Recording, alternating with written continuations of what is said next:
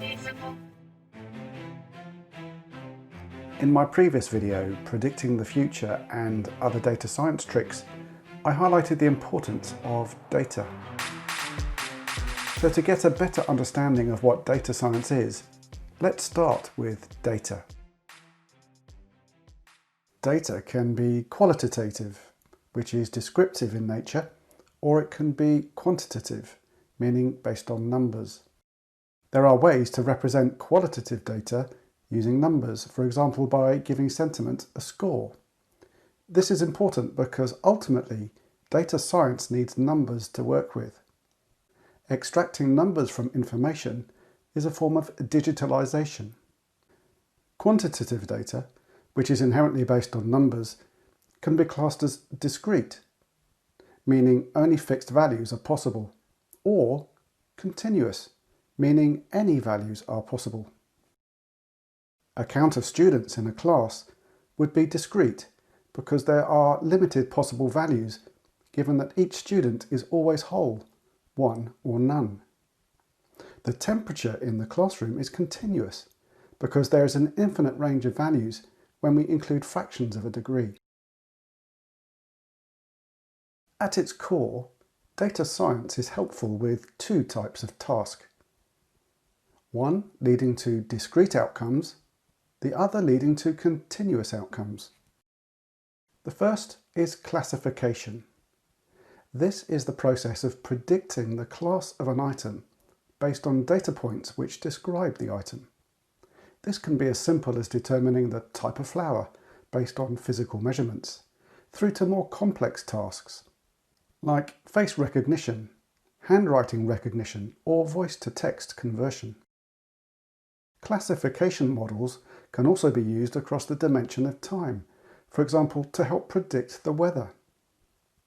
Here we are looking for a mapping function which describes the relationships between the input variables, x, and the discrete output variables, y.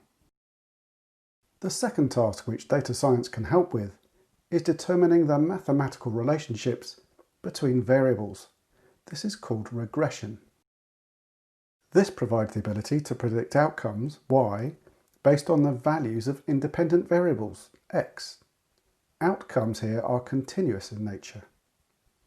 In both classification and regression, we gather input data, x, and output data, y, and determine the function which best fits the data, mapping y to x.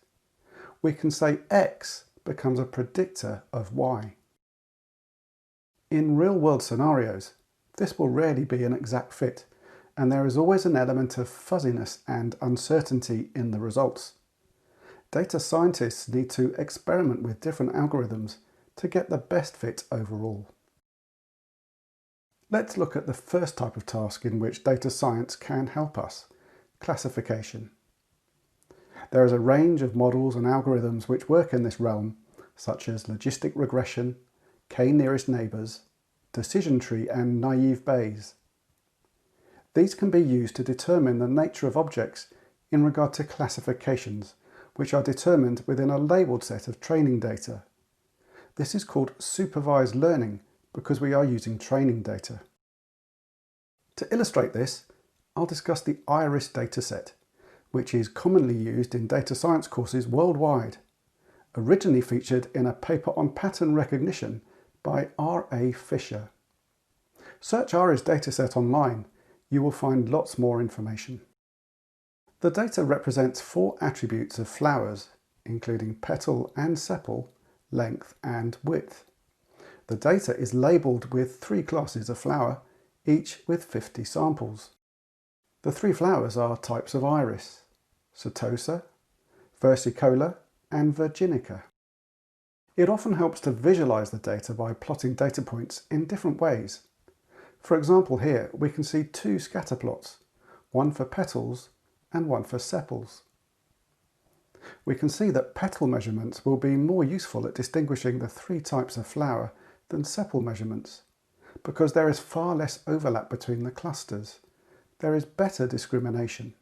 But even in this case, it's not infallible, because measurements in this area could indicate versicolor or virginica. The purpose of classification in this use case is to predict the type of flower when a new data point is observed, like this. This is Virginica. It can also provide an indicator of certainty expressed as a percentage. This point here would have far higher certainty than one here. It could be Virginica or Versicolor. Certainty can be quantified using statistical techniques. Classification can be used in more advanced use cases too. For example, we might have a photographic image and a label, the person's name. After some manipulation,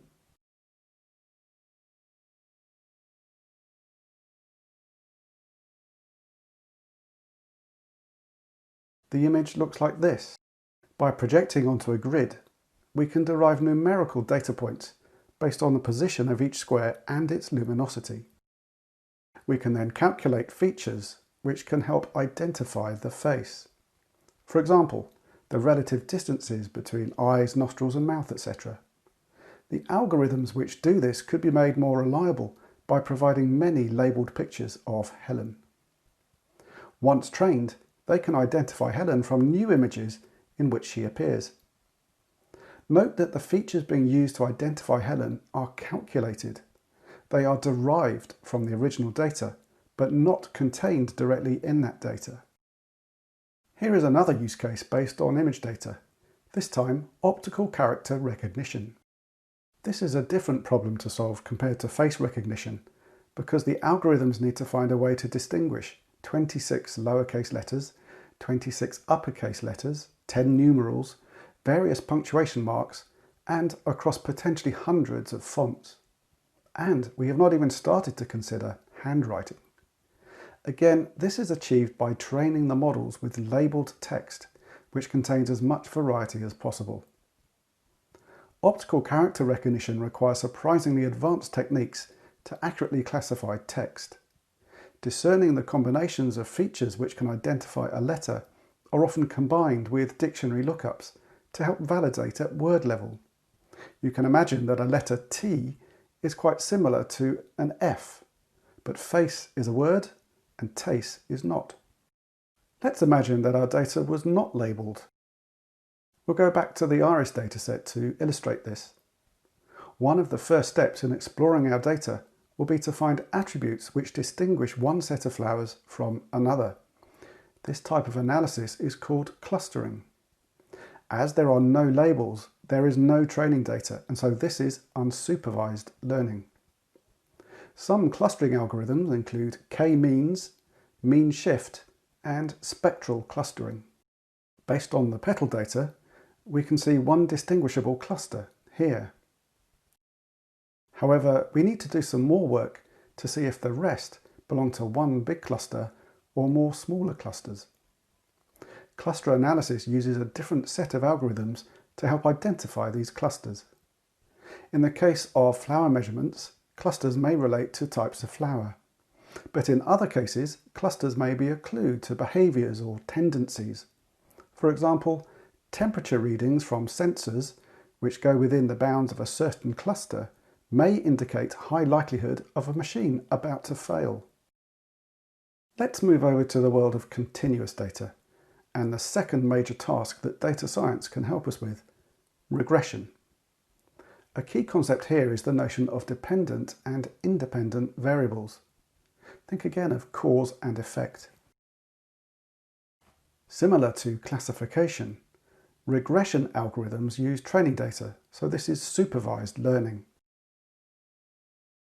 So as a simple example, we could look at how pricing of a product, the independent variable, might impact the quantity of items sold, the dependent variable.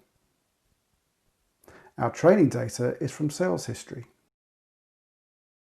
Regression techniques can help us represent this as a mathematical formula. In other words, determine the function which relates y to x. It is unlikely for every data point to sit on this line. We are looking for best fit. This example has a straight line called linear regression, but other use cases may have different curves.